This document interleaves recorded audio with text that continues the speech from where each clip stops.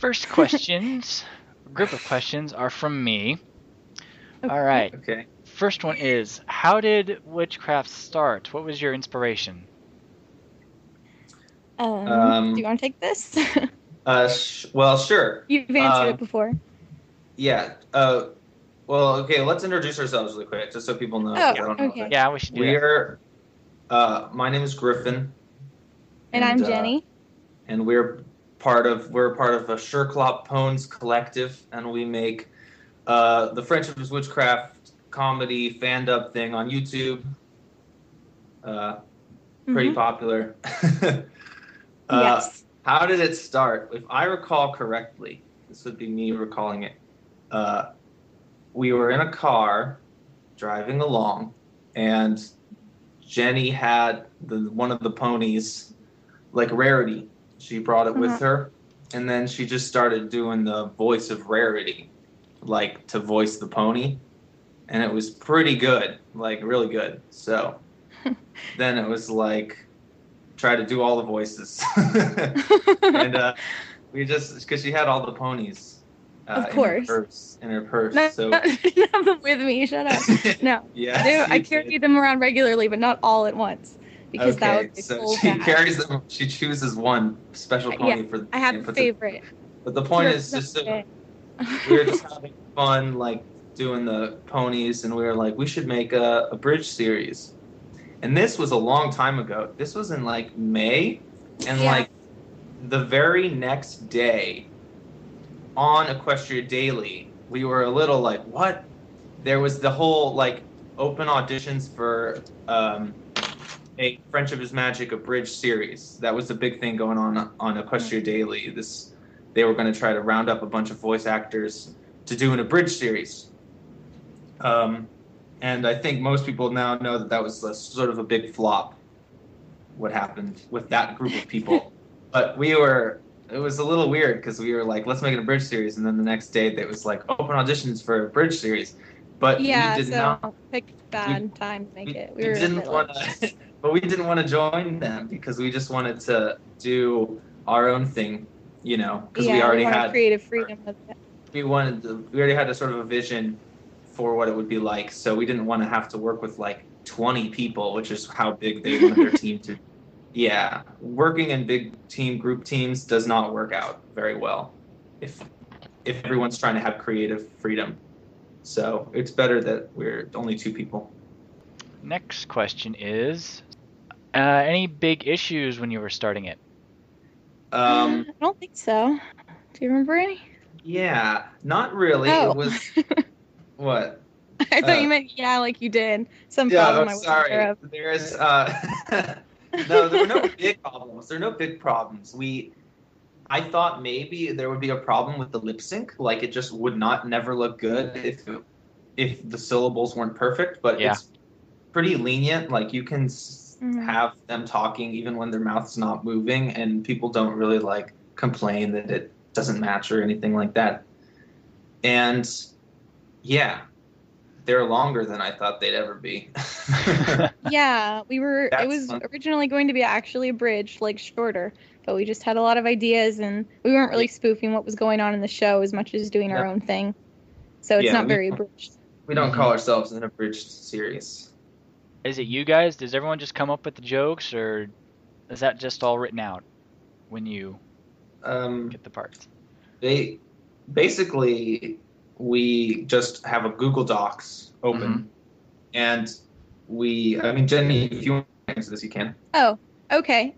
We just have a shared Google Doc of the script, and we both add to it whatever ideas we happen to have. First, we write out the dialogue from the original episode so we can have an idea of what length of line we're looking for and what specific moment we're writing for, and then we just fill it in with our own lines. And it's kind of a fluid process that goes as we're voice recording and pretty much until the episode is finished. We're still writing, basically. Yeah. we have like the broad stroke ideas of how to like subvert whatever the original premise of the episode was. So, like, like Dragon Shy, we decided early on it was going to be her father, and that would be our angle. Right. And then that's pretty much what we do with all the episodes. We try to come up with the angle like the fan fiction one, where Twilight's writing the creepy fan fiction, like, you know, you try to watch the episode and then see what kind of different plot line you could come up with.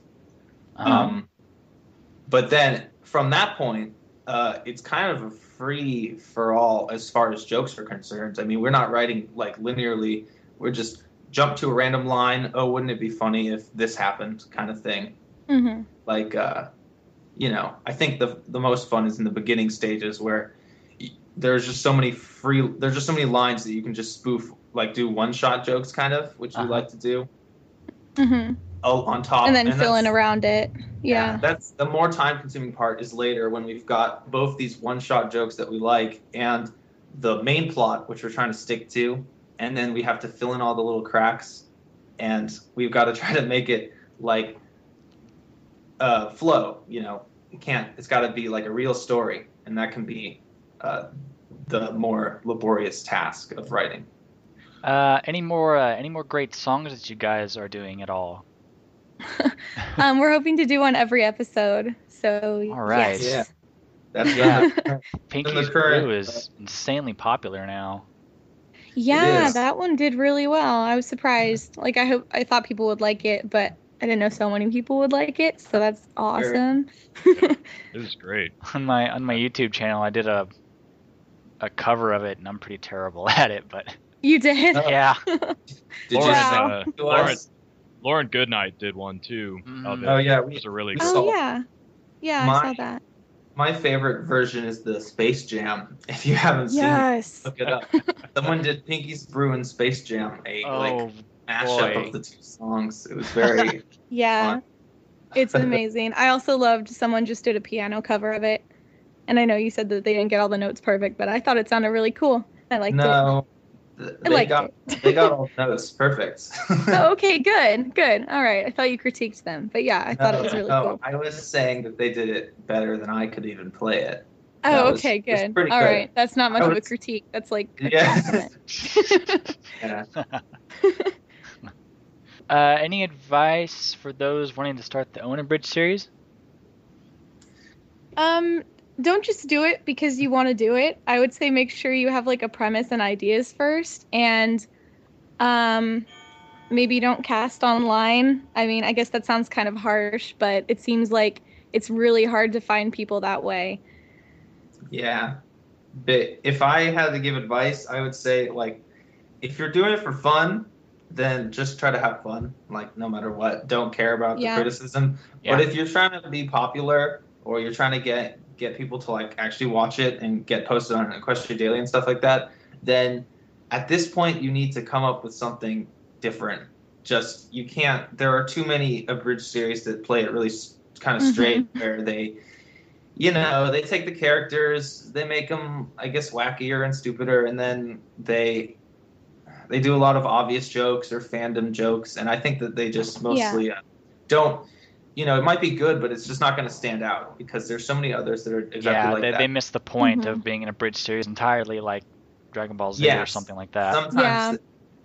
Sometimes, and particularly don't start with the first episode because so many people have done that now. I've literally heard the same joke from so many different series so many times, and I'm like, maybe they don't watch the others and they aren't aware, and everyone just has this one idea.